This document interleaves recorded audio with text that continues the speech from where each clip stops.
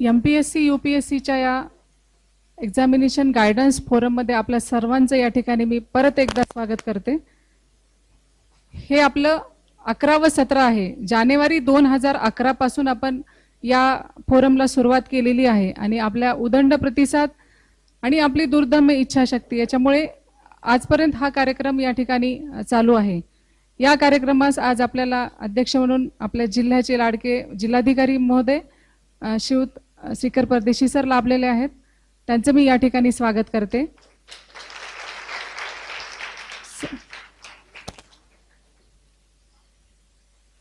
पांचाळ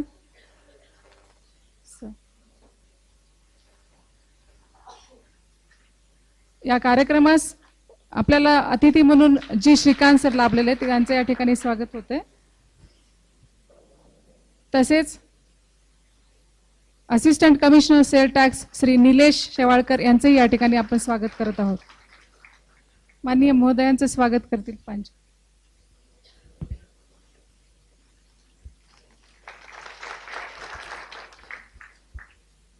आज या कार्यक्रमास विद्यार्थ्यांसोबतच त्यांचे काही पालक पण आलेले आहेत। त्या सर्वांचं मी या ठिकाणी स्वागत करते। काही कॉलेजचे प्राचार्य उपप्राचार्य ही देखील या ठिकाणी आहेत, त्यांचंही या ठिकाणी स्वागत करते। आपण ह्या सर्व उपक्रमात सहभागी असल्याबद्दल आम्हाला या ठिकाणी मनस्वी आनंद होत आहे।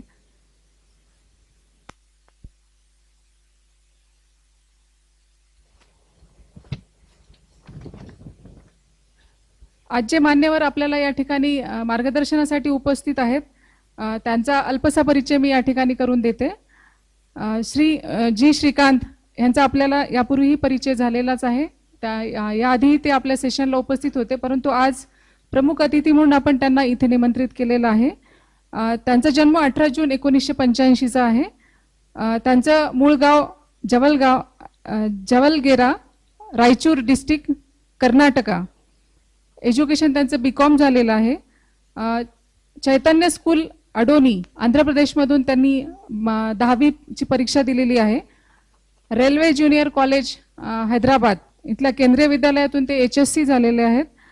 ग्रॅज्युएशन BCom उस्मानिया ओपन युनिव्हर्सिटीतून केलंय आणि पोस्ट ग्रॅज्युएशन MCom मधून झाले।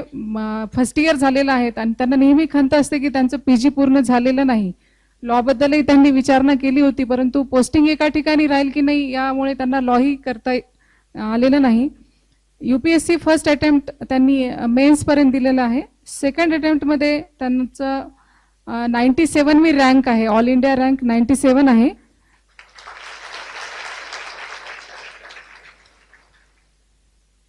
त्यांची हॉबी बॅडमिंटन खेळणे आहे आणि त्यांनी खूप अथक परिश्रमातून दुर्दम्य इच्छाशक्तीतून हे पद त्यांनी मिळवलेलं आहे। यापूर्वी ते तिकीट कलेक्टर म्हणून 7 वर्षांचा त्यांचा अनुभव आहे। अतिशय प्रामाणिकपणे सेवा करून त्यांनी हे पद मिळवलेलं आहे। ते आपल्याला आज अतिथी म्हणून लाभलेले आहेत, त्याबद्दल मी त्यांचं या ठिकाणी परत एकदा स्वागत करते। आपले दुसरे अतिथी आहेत निलेश शेवाळकर। ह्यांचा जन्म 20 मे 1982 चा आहे। ते आपल्याच भागातले म्हणजे परभणीचे आहेत। सध्या ते असिस्टंट कमिशनर सेल्स टॅक्स म्हणून नांदेड येथे कार्यरत आहेत। सध्या ते प्रोबेशनर आहेत। यापूर्वी ते PSI 2006 मध्ये मुलाखतीस पात्र झाले। त्यानंतर LIC मध्ये डेव्हलपमेंट ऑफिसर म्हणून त्यांची निवड झाली आणि नंतर आता ते आयुक्त म्हणून सहाय्यक आयुक्त म्हणून आहेत। त्यांनी रिसोर्स पर्सन म्हणून पंचायत समितीला काम केलेलं आहे 2 वर्ष। साधन व्यक्ती म्हणून गटसाधन केंद्रात काम केलंय। गुरुगौरव हा विशेष पुरस्कार त्यांना देऊन शिक्षण विभागाने त्यांचा कामाबद्दल गौरव केलेला आहे। विक्रीकर विभागातील ज्या समस्या आहेत त्या संदर्भात अभ्यास करण्यासाठी एक अभ्यास समिती नेमलेली आहे, त्याचे ते आता सदस्य आहेत। तर अशा प्रकारे हे जे निलेश शेवाळकर आहेत हे 8 वर्ष 10 महिने म्हणजे एकूण साधारणतः 9 वर्ष ते प्राथमिक शिक्षक होते। अगम्य इच्छाशक्तीमुळे ते आज MPSC पास होऊन आपल्या या ठिकाणी अतिथी म्हणून लाभलेले आहेत। त्यांचंही मी या ठिकाणी पुनश्च एकदा स्वागत करते। यापुढील मार्गदर्शन करण्यासाठी मी माननीय महोदयांना विनंती। 5 नोव्हेंबरच्या आपल्या आजच्या या सत्रामध्ये उपस्थित सहाय्यक जिल्हाधिकारी Kinwat Shri G Shrikant, Shri Nilesh Shewalkar, assistant commissioner sales tax, तहसीलदार श्रीमती संगेवार, शिक्षणाधिकारी श्रीमती गोरे मॅडम, अजून कोण आले आपल्या एचओडी, प्राध्यापक श्री चवडेकर सर, उपस्थित सर्व विद्यार्थी मित्र, बंधू भगिनींनो, आज आपण किनवटचे सहाय्यक जिल्हाधिकारी यांच्याकडून प्रतिकूल परिस्थितीमध्ये त्यांनी कशा पद्धतीने UPSCची तयारी केली. बऱ्याच जणांचे गेल्या 10, 11, 17 असे प्रश्न येतात की ग्रॅज्युएशन आवश्यक आहे का, पोस्ट ग्रॅज्युएशन आवश्यक आहे का, दिल्लीला जाणं आवश्यक आहे का, क्लासेस लावणं आवश्यक आहे का, घरची आर्थिक परिस्थिती कशा पद्धतीने असली पाहिजे. मला वाटतं या सगळ्या प्रश्नांची उत्तरं आपल्याला श्रीकांत साहेब आपल्या मार्गदर्शनामध्ये देऊ शकतील. त्याचबरोबर निलेश शेवाळकर आपल्या इथे मराठवाड्यातलेच शिकलेले विद्यार्थी आहेत, परंतु त्यांनी देखील याच मातीतून प्रतिकूल परिस्थितीवर मात करून कशा पद्धतीने शकते हे दाखवलेलं आहे. आपल्याकडे आज काही नुकतेच परीक्षा दिलेले विद्यार्थी देखील आहे. गोरे मॅडमचे चिरंजीव त्यांनी आताच नुकतीच UPSCची परीक्षा दिलेली आहे. ते देखील मला वाटतं आपल्या चर्चासत्रामध्ये सहभागी होऊ शकतील. त्यांनी प्रिलिमची परीक्षा उत्तीर्ण केली आणि आता मेन्स दिलेली आहे. त्यांनी आता मेन्स दिलेली आहे, त्याच्यामुळे मेन्सचा अनुभव किंवा प्रिलिमचा अनुभव देखील ते ज्यावेळेला प्रश्नोत्तराचं सत्र सुरू होईल त्यावेळेला आपल्याला सांगू शकतील. तर मी जी श्रीकांत यांना विनंती करतो की त्यांनी आपल्याला कशा पद्धतीने त्यांनी या परीक्षेची तयारी केली आणि ही परीक्षा यशस्वीरित्या उत्तीर्ण झाले याबद्दल मार्गदर्शन करतो.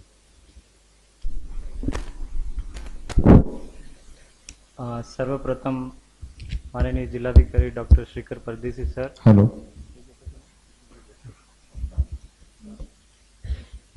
आणि आज मार्गदर्शन केंद्रामध्ये उपस्थित मिस्टर शैलेशजी, आणि मी विद्यार्थी म्हणत नाही इथं, मी सर्वांना उमेदवार तर वतीने बघतो. मी तुम्ही सर्व विद्यार्थी नाही आहे, आता तुम्ही सर्व उमेदवार आहे. विद्यार्थी असेल तरी घरी बसून अभ्यास करत असतात, उमेदवार आहे, तुम्ही काहीतरी आम्हाला गायडन्स भेटतीलच म्हणून तुम्ही इथं आला. आणखी मला आनंद होतोय सर, दरवेळा आपण जागा पुरत नाही लोकांना बसायला, आणि आत्ता सुद्धा थांबायला पण जागा पुरत नाही. ते यावरून आपलं कळतं की आपलं जे मार्गदर्शन चालू केलं आपण ते खूप चांगलं आहे. आणखी माझ्याबद्दल तरी सांगायचं आहे की जे बेसिक जे आहे सांगितलं केव्हा आहे, परंतु माझी अशी स्टोरी आहे की इथला कोणीही माझ्या स्टोरीतून तुम्ही रिलेट करू शकता. म्हणजे मी असे विद्यार्थी नाही आहे की कधी कॉलेजमध्ये गेलो ना, म्हणजे 12वीच्या नंतर मी कॉलेजमध्ये पायी टाकल्या नाही. म्हणजे मी माझे ग्रॅज्युएशन ओपनमधून केलेलं आहे. का की मी 10वीच्या नंतर घरच्या परिस्थितीमुळे की मला नोकरी करावं लागला. मी 10वीच्या नंतरच मी रेल्वेमध्ये तिकीट कलेक्टर म्हणून जॉईन झाला. आणि ते प्रवास तिकीट कलेक्टर ते आता असिस्टंट कलेक्टर, ते तुम्हाला क्युरियस असेल की तिकीट कलेक्टर मध्ये तिकीट काढून जे असिस्टंट कशी झाला, असिस्टंट कलेक्टर IAS कसं झालं, त्याबद्दल तुम्हाला खूप लोक मला असे वाटते की तुम्ही ऐकलं असेल, परंतु मी परत सांगू इच्छितो. का की जेव्हा पण ना मी केव्हा डिमोटिवेट होतो, मला केव्हा पण मोटिवेशन कमी होत आहे, मी फक्त माझी स्टोरी बघतो. मागा मी काय होतो, आता मी काय आहे, मी कशासाठी या सर्व्हिसमध्ये आले, त्या म्हणून ते परत मला मोटिवेट करतो आणि पुढे काम करण्यासाठी मला प्रेरणा देत आहे. आणखी माझे असे पण नाही की माझे आई वडील मोठे इंजिनियर आहेत की डॉक्टर आहेत की IAS अधिकारी IPS अधिकारी, काहीच नाही आहे. माझे बाबा शेतकरी आहेत, माझी आई हाऊसवाईफ आहेत. आणखी माझे सिस्टर जे आहेत 4 वर्ष ड्रॉपआउट झाले होते 10वीच्या नंतर, त्यांनी ग्रॅज्युएशन 12वी करण्याच्या संधी नाही मिळाली ते घराच्या परिस्थितीमुळे. आणि भाऊ आहे आता नोकरीला लागला तो बँकेमध्ये, अशा परिस्थितीमधून कसे का मी पण करू शकतो. आता मला वाटतं की माझ्यापेक्षा आणि तुमची परिस्थिती आता खूप चांगला आहे आणि तुम्ही काही करू शकता. फक्त आपल्याकडे हे राहायचं की मी करू शकतो, तो सेल्फ कॉन्फिडन्स राहायला पाहिजे. आणि ही सर्व्हिस असे नाहीये की ते दुसरे प्रायव्हेट नोकरीसारखं तुम्हाला खूप पैसे मिळतील. इथे जास्त पैसे पण नाही, तुम्हाला सॅलरी 30,000 आहे. आणखी तुम्ही पैशासाठी ही सर्व्हिस मध्ये येता असे विचार केला असता तो येऊ नका या सर्व्हिस मध्ये. मी सांगतो या सर्व्हिस मध्ये तुमचे बघण्याचे डोके, इसको क्या बोलते हैं, डोके डोळे. एका जिल्हाधिकारी, एका असिस्टंट कलेक्टर, SDM, तो खूप डोळे तुम्हाला बघत असते. तुम्ही काय करता, कुठे जाता, काय करता, हे सर्वांना माहित आहे की तुम्ही कुठेही तुम्ही बचाव होऊ शकत नाही जरी तुम्ही पैशासाठी येत असाल. आणि पॉवरसाठी ही सर्व्हिस नाही आहे, पॉवरसाठी तुम्हाला पॉलिटिक्स आहे. ही सर्व्हिस फक्त लोकांचे कल्याणासाठी काम करण्याची एका परमनंट संधी आहे. त्यामुळे ही सर्व्हिस आहे. ही म्हणजे फक्त IAS नाही आहे, त्याच्यामध्ये बहुतेक गेजेटेड सर्व्हिस ऑफिसर्सचे सर्व्हिसेस आहेत. IAS असो, IPS असो, इन्कम टॅक्स कमिशनर असो, कस्टम्स अँड सेंट्रल एक्साइजचे कमिशनर असो. त्यासाठी ही परमनंट संधी आहे की तुम्हाला दर 5 वर्षानंतर तुम्हाला कोणी दुसरे येणार नाही. तुम्हाला दरवेळा, आता मी असिस्टंट कलेक्टर आहे, माझ्या जे फील्ड आहे फक्त सब डिव्हिजन आहे, याच्यानंतर आणखी माझ्या काम करण्याचे क्षेत्र वाढणार आहे. तसंही वाढत होईल. जसंही तुम्ही जेव्हा तयारी करताना जितकी मोटिवेशन पाहिजे, जरी तो 100% असतं, आता सर्व्हिस मध्ये लागल्यानंतर 100च्या आणखी 100% वाढतात. तेव्हाही तुम्ही या सर्व्हिस मध्ये काम करू शकता.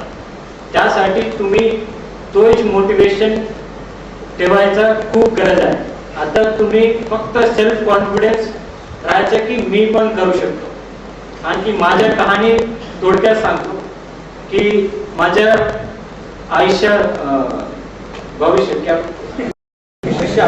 आयुष्यात मी कधीही IAS ऑफिसरला पाहिले नव्हतं. फक्त मी तिकीट चेक करताना कोणी त्याचे, जसं सरांचे PA सारखे, माझे PA सारखे आता कोणी येऊन म्हणायचं की मोठे साहेब येणार आहे, त्यांना सीट पाहिजे. तो ठीक आहे, मोठे साहेब सीट देऊन टाक. त्या मोठ्या साहेबाला बघायचं पण नाहीये की आपण सीट दिला की आपण बाहेरून त्यांचं तिकीट पण चेक करायचं नाही. तसं होतं. आणि मला अशी कल्पना नव्हती की लहानपासून IAS ऑफिसर व्हायचं की मोठा अधिकारी व्हायचं, असं काही नव्हतं. मला फक्त जसं सर्व मुलांचे असे असतात की 10वीच्या नंतर त्या इंजिनियर करायचं आहे की डॉक्टर करायचा. माझे मॅथमॅटिक्स चांगलं होतं. मला अशी कल्पना होतं की मी इंजिनिअरिंग पाहिजे. परंतु 10वी मध्ये अशी एक परीक्षा दिली, ती पास झाला मी. म्हणजे थोडक्यात त्याचे प्रॅक्टिस केलं, त्याचे मॉडेल पेपर्स ते केल्यानंतर मी 10वीच्या नंतर पास झालो. आणि मला असे माझे मास्टर सांगितलं की तुम्ही परीक्षा पास झाले, सामान्य परीक्षा नाही, याच्यावरून तुम्हाला नोकरी पण मिळेल. असं का? म्हणजे कोणती नोकरी? असे रेल्वेमध्ये काही नोकरी भेटू शकतात. ते असे रेल्वेमध्ये नोकरी भेटला. परंतु माझे सर्व मित्र नापास झाले आणि ते इंजिनिअरिंगसाठी ते 11वी सायन्स घेतले. की मला चांगलं वाटत नव्हतं की 10वीच्या नंतर इतकी लहानपणामध्ये नोकरी कशी करायची. 15 वर्ष असतो when you are 10th class, तेव्हा तुमचे 15 वर्ष असतो. 15 वर्षामध्ये मला नोकरी लागला आणि 2 वर्ष त्याच्यामध्ये प्रोबेशन गेले. मी आई बाबांना म्हटलं की मला नोकरी करायचं नाही. सर्व माझे मित्र सायन्स मध्ये जातात, मला पण इंजिनियर व्हायचं आहे. की त्यांनी म्हटलं बघा आता आमचे घराचे बॅलन्स शीट दाखवलं की बघा आपल्याकडे किती असेट्स आहे, आणखी तुम्हाला खर्च किती लागतो, की तुम्हाला शाळा शिकण्यासाठी किती लागतो. तुम्हाला आता नोकरी लागला ना, तुम्ही आता नोकरी करा, त्याच्यानंतर तुम्हाला जे काय करायचं तुम्ही करा, फक्त तुम्ही नोकरीला लावून टाका. तसे सर्व इथं जे पालक आहेत त्यांच्या मनामध्ये पण असे असतात की त्यांच्या मुला जितकी लवकर नोकरीमध्ये लागला तितकी लवकर आमचे जबाबदार संपला. जसा एका पालकच्या अशा असतात की त्यांच्या मुलीचं इतकी लवकर लग्न संपलं की आपल्या कामा संपलं, तसं की आपल्या एका मुलाच्या पण अशा असतात की यांना नोकरीला लावलं तर मुलगी आपल्या आप भेटून जाते. त्यासारखे असतात.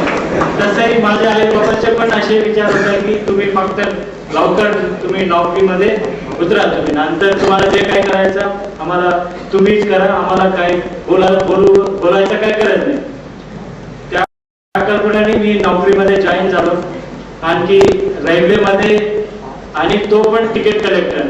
इथं मला एक माणूस पण म्हणू शकत नाही की तिकीट कलेक्टर ही सर्व ऑनेस्ट असतात. कोणी म्हणू शकतात का? ते तिकीट कलेक्टर म्हणजे तिकीट कलेक्टर नाही, सर्वांच्या मनामध्ये अशा असतात की मनी कलेक्टर आहे. नाही, तो असे पण नाहीये. थोडेफार मी सहमत आहे की त्याच्यामध्ये करप्शन पण आहे, त्याच्यामध्ये पण चांगले ऑफिसर्स पण आहे. माझे असे मित्रांसोबत ते संधी होती की ते ऑनेस्ट काम करत होते. त्यामुळे माझ्या रेल्वेमध्ये सुद्धा मी चांगला कामं केले आणि सर्व अधिकाऱ्यांची मनामध्ये माझे असे होते की ही पोरा चांगला आहे, ही पोरा पुढे पण जाऊ शकतो. आणि तर सर्व माझे कोलिग्स होते ते कोणी शिकले नव्हते. मीच फक्त ओपन मध्ये ग्रॅज्युएशन करत होता. 10वी 12वी 2 वर्ष प्रोफेशन झाला आणि ग्रॅज्युएशन ओपन युनिव्हर्सिटीमध्ये हे घेतला आणि माझे ग्रॅज्युएशन चालू होते. आणि सर्व माझ्या कोलिग्स म्हणायचे की तुम्ही पुढे जा, तुम्ही आता आलं, तुम्ही असे आमच्यासारख्यामध्ये पडू नये. तिकीट कलेक्टर त्यांनी म्हणायचे की काय पडू नये. ते म्हणले की तुम्ही 18 वर्षात आला, आज तुम्ही कोणते तिकीट चेक करतो? साधा तिकीट या रिझर्वेशन तिकीट. 60 वर्ष मी त्यांना म्हणायचे की माझ्या वय आता 55 आहे, मी काय करतो? मी पण तोच करतो. तेच म्हणजे तुम्ही आताही तो करणार आणि 60 वर्षानंतरही तोही करणार. त्यासाठी तुम्ही अभ्यास करा, पुढे जा. ते पुढे काय त्यांनी काय सांगितलं, फक्त माझ्या काय पुढे जा पुढे जा. मला पुढे म्हणजे डब्यावर ते माझ्या डब्यापासून पुढे जायचं ते तसं व्हायचं. आणि त्यांनी कोणी सांगितलं नाही. आणि माझी प्रेरणा केव्हा सुरू झाला, मी एका बिगर तिकीट माणसांना पकडलो. ते बिगर तिकीट माणसांना पकडलो आणि त्यांच्याकडे पैसे नव्हते. परंतु मी विचारलं, जेव्हा पैसे नाही विचारलं तर आम्ही आता गप्पे मारत होतो. काय करता बाबा तुम्ही? मी म्हणलं की मी UPSC साठी प्रयत्न करतो, तयारी करतो. UPSC काय होतात? ते म्हणायचं युनियन पब्लिक सर्व्हिस कमिशन. आणि त्याच्यामधून काय होतो? IAS होतो, IPS होतो. SP होतं का? अरे SP IPSC SP होतं आहे. अच्छा, तेव्हा आपलं म्हणजे मी पण तुमच्यासारखं आहे की पोलीस म्हणजे मला चांगला व्हायचा. आणि मी बहुतेक तेलुगू तमिळ पिक्चर बघायचा, त्याच्यामध्ये खूप फिल्म्स ते पोलिसांमध्येही जास्त होतात, IASचं जास्त होत नाही. मला वाटलं की IPSCच व्हायचा, आता SP होऊ शकतो. म्हणजे SP पण होऊ शकतो का? म्हणजे मला म्हटलं की ओके SP पण होऊ शकतो. IAS काय होतात? ते म्हटलं की अशा डिस्ट्रिक्ट कलेक्टर होतात. ओके, ते इतकी ऐकलं आणि त्यांना सोडून दिला. त्यांच्याकडून काही मला इतकीच इन्फॉर्मेशन काफी आहे. त्याच्याकडे पैसे पण नव्हते, मी सोडून दिला. आणखी माझे एक मित्र होते, ते बिहारचे होते, कमलनायन मृणाल. तो पण माझ्यासोबत तिकीट कलेक्टर नोकरी करत होते. आता त्यांनी 6 महिना सुट्टी घेतली. 6 महिना सुट्टी घेतली तर आम्हाला सर्वांना एका माणूस जे एका महिन्याचे सॅलरीवर त्यांचे जीवन चालतात, त्यांनी 6 महिना सुट्टी घेऊन काय करणार? काहीतरी मोठेच करत असेल म्हणून त्यांच्याकडे घरी गेलो. म्हणजे त्यांनी काहीतरी पुढे जाण्याचे काम करत असतील. मी म्हणले ते काय पुढं आहे ते बघण्यासाठी मी त्यांच्या रूमात खोलीत गेलो. त्यांनी सर्व इतकी मोठे पुस्तक आम्हाला दाखवलं. ते म्हणले की मी आता डिस्ट्रिक्ट कलेक्टर होणार. मी म्हणले तुम्ही कसे का होणार? तुम्ही तिकीट कलेक्टर आणि तुमचे ग्रॅज्युएशन BCom आहे, त्याच्यासाठी मोठे अभ्यास करावं लागते. म्हणलं त्यांनी म्हणलं की काय मोठे अभ्यास करावं लागते तुम्ही सांगा. नाही, मोठे करावं लागते. ते पण मला कल्पना होते, असे लोकांचे बोलण्यामध्ये असे झाले. आणि त्यांनी मला सांगितलं की हे ग्रॅज्युएशन क्वालिफिकेशन असतात, त्याच्यामध्ये काही फर्स्ट क्लास, मला वाटलं की किती पर्सेंटेज, किती टक्केवारी लागतो. ते म्हणले किती, म्हणजे 35% काफी आहेत थर्ड क्लास. मला वाटलं की 90% लागतो. नाही 35% थर्ड क्लास पण चालतात आणि कोणीही लिहू शकतो. मला वाटलं की ओके बाबा, तुम्ही इतकी मोठे सांगतात, परंतु तुम्ही तुझ्यानंतर मी होतो.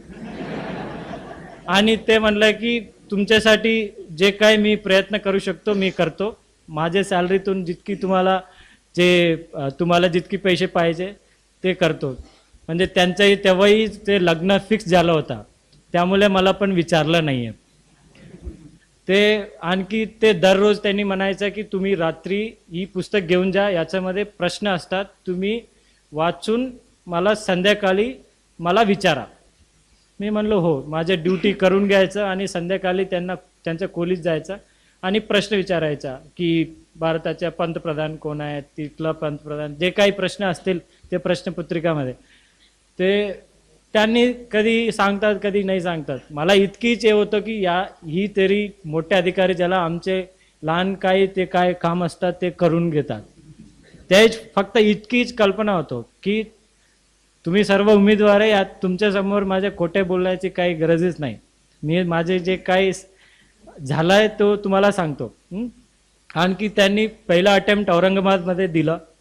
त्यांच्या मागे मागे ते पाण्याचे बॉटल आणखी ज्यांचे पुस्तक घेऊन तुम्ही एक्झाम लिहायला जा बाबा. तेव्हाच मला आता कल्पना आहे IAS ऑफिसर नसेल, परंतु RDCच्या कोणाच्या गाडी असेल ते परीक्षा केंद्रामध्ये ते क्वेश्चन पेपर्स घेण्यासाठी. तेव्हा मी पहिल्यांदा ॲम्बर लाईटचे जे गाडी पाहिला तेव्हा आहे. आणि जेव्हा उतरलं आणि पोलिसांनी सॅल्यूट मारायचा आणि मला चांगलं वाटलं, ओके मोठे अधिकारी म्हणजे हीच असणार आहे. फिर नंतर त्यांनी परीक्षा देऊन आला आणि त्यांचा चेहरा उतरला होता. मला की मी यावेळेला नक्कीच नापास होणार. कोणी असे सांगतात की नक्कीच पास होणार, पक्के नक्कीच तुम्ही नापास कसे काय सांगतात. म्हणजे मी जे काय वाचलं मी ते आलं नाही. म्हटले क्वेश्चन पेपर दाखवा. जेव्हा आपण मी त्यांच्यासाठी क्वेश्चन पेपरचे जे ते मी विचारलं होतं, मला डोक्यात होतं की ही प्रश्न येऊ शकतो, तो प्रश्न येऊ शकतो, म्हणून ते त्याच्या तयारीमध्ये मी पण असे डोक्यात बसले. परंतु त्या प्रश्नपत्रिका बघून मला असे वाटलं की आपण पण करू शकतो, का करू नये, आपण त्याच्यासाठी लागू. म्हणून इतकीच होतं की मी होणारच आहे, त्यावेळेला मी कधी निर्णय घेतला नाही. फक्त आपण पण प्रयत्न करूया, चांगल्या प्रकारे करूया, चांगलं मार्गदर्शन घेऊया.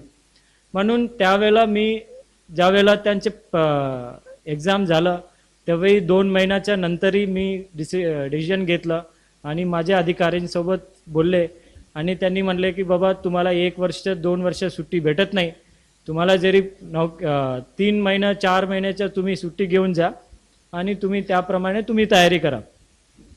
मी म्हणलं की जेव्हा अगर कुछ भी नहीं तो थोड़ा भी अच्छा है करके मैं 3-4 महीने की छुट्टी लेके मी दिल्लीमध्ये गेलो आणि माझ्या डोक्यात काही नाही, कोणते विषय घ्यायचा, घ्यायचा, तो घ्यायचा, काहीच नाही. मी पहिला जनरल स्टडीज जे सर्वांचे इक्वल असतो तो मी जनरल स्टडीजच्या घेतलो आणि मला हे नंतर कळालं की आणखी एक ऑप्शन घ्यायचा.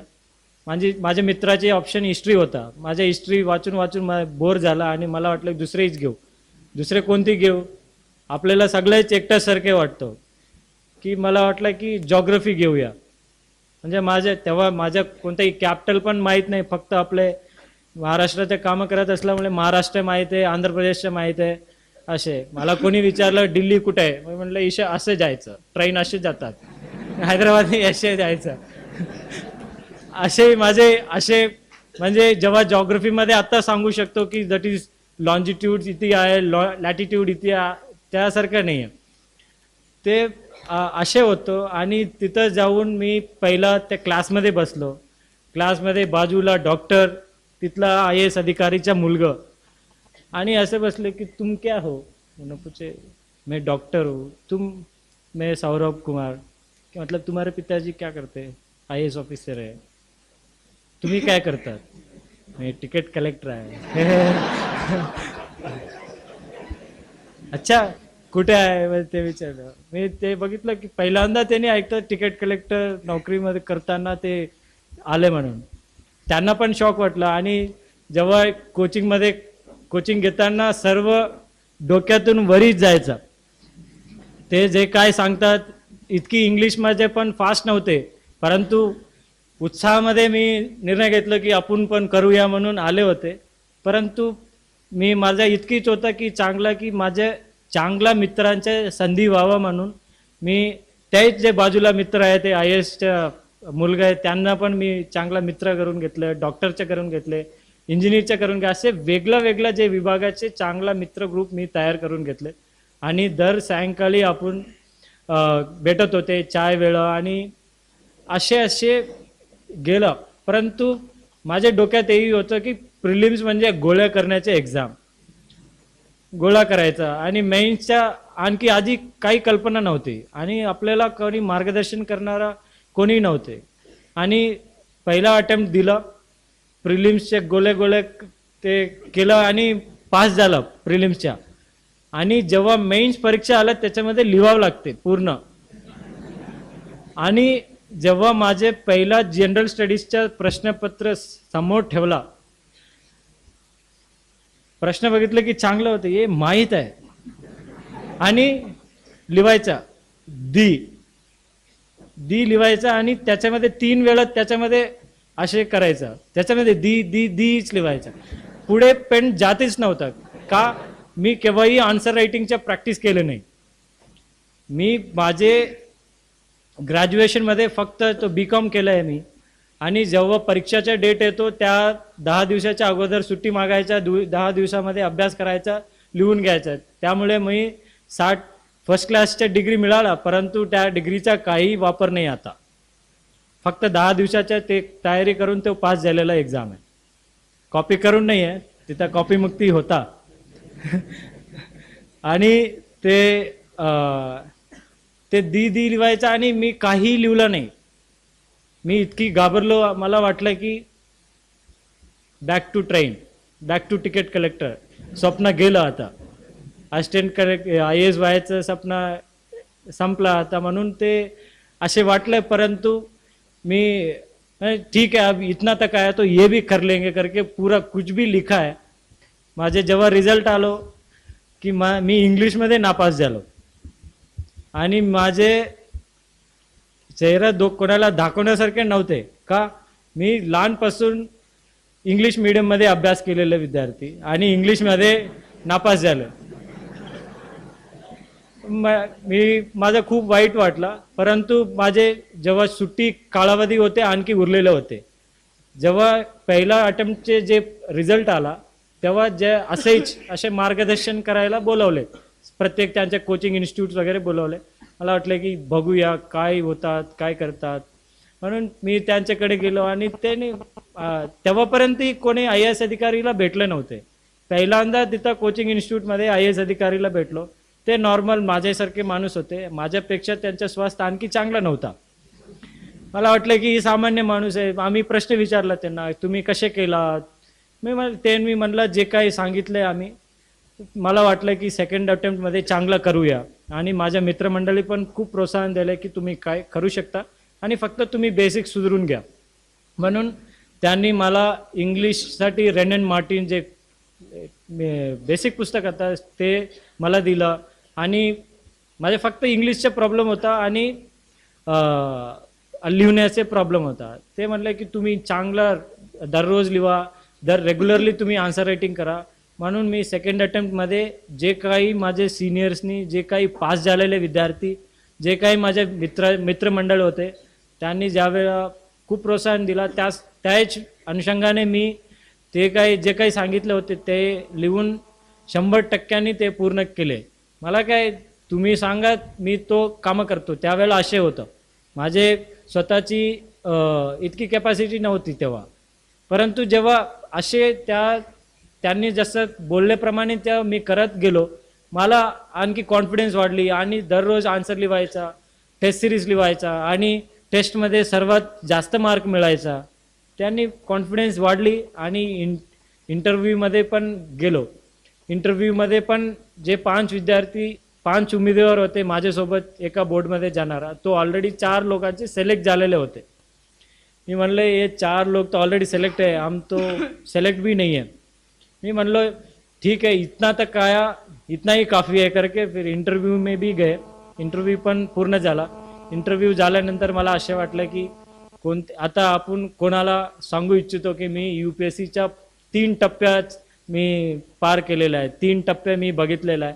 नापास झाला तर झाला, परंतु मला खूप नॉलेज आहे म्हणून कोणाला सांगू शकतो. त्या म्हणून ते इंटरव्ह्यू दिला आणि जेव्हा रिझल्ट आला ते माझा मित्र फोन करून सांगितलं की तुम्हाला 97 रँक मिळाला. मी विचारलं की वरच्यापासून की कालच्यापासून? म्हणले वरच्यापासून, म्हणजे कोणत्या सर्व्हिस मिळेल, IAS अधिकारी होणार. तेव्हा मी शिर्डीमध्ये होतो, माझ्या ड्युटीमध्ये होतो. ते उद्या तिकीट चेक करताना ते दुसऱ्या दिवशी लोकमत पेपरमध्ये आल्या होता. एका पॅसेंजरने विचारलं की तुमचं TC पण चांगलं काम करतात, ते झाला बघा, हे डिस्ट्रिक्ट कलेक्टर IAS झाला. म्हणलं हां, असे विद्यार्थी आहे आमच्याकडे, चांगला आहे. इतकी तोंड मी आज तुमचे समोर आहे, जो इथलाही आहे, इतकी जास्त पण नाही, इथंहीच काम करत होतो मी नांदेडमध्ये. माझे ड्युटी हैदराबादपासून शिर्डीपर्यंत होता. आज तिकडचे जे रेल्वेमध्ये तिकीट कलेक्ट करताना जे माणूस आज तुमच्या समोर असिस्टंट कलेक्टर म्हणून बसलेला आहे. आज तेच माझी कहाणी आहे. आणखी जे काही तुमचे प्रश्न आहे आपण पुढे घेऊया.